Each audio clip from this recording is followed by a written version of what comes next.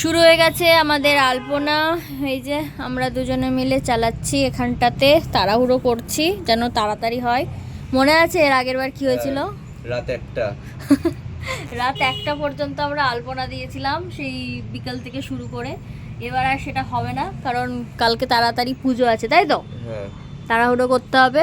আমরা শর্টকাট দিচ্ছি, শর্টকাটে যতটা সুন্দর করা যায় তারই চেষ্টা।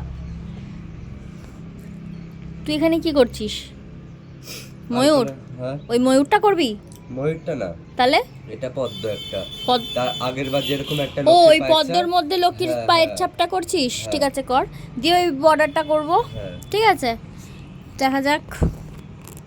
চলুক আমাদের আর প্রস্তুতি পর্ব। আর এই যে ঠাকুরের বসার আসন এখানে তৈরি, এই ঠাকুরের সেট আপ হোক, তারপরে দেখাচ্ছি পুরোটা।